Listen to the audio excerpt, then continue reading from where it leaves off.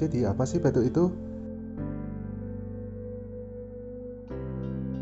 Jadi batuk itu adalah respon alami tubuh dalam mengeluarkan zat yang bersifat asing atau berbahaya bagi tubuh.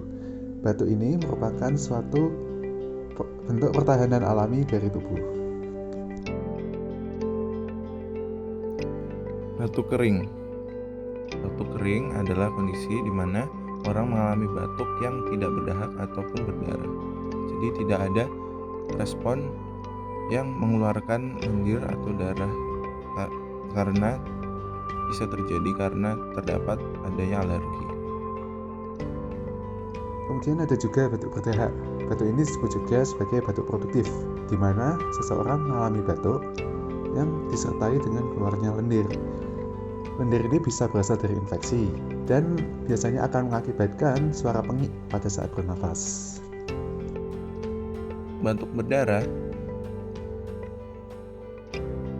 terjadi ketika ada infeksi seperti oleh virus atau bakteri yang terjadi pada saluran nafas bawah seperti pada paru-paru.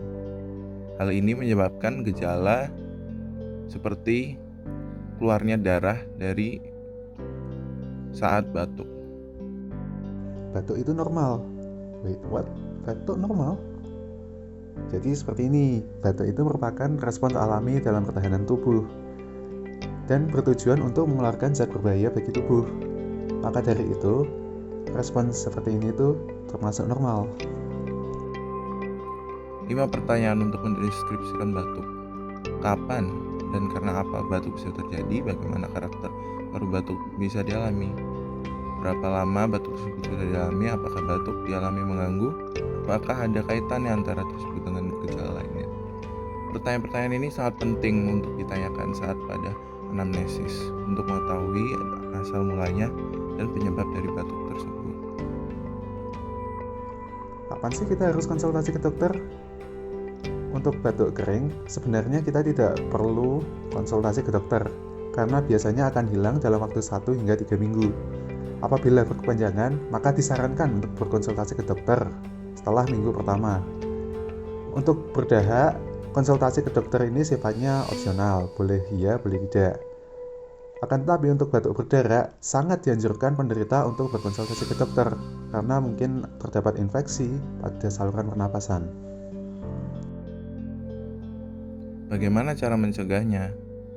Tentunya dengan mengikuti gaya hidup sehat. Yang pertama, untuk minum air putih yang rutin. Kemudian, memakan makanan yang bervariasi dan bergizi. Berolahraga setidaknya 2 kali seminggu. Ketiga, menjaga berat badan ideal. Dan yang keempat, mengikuti gaya hidup yang bersih. Tentunya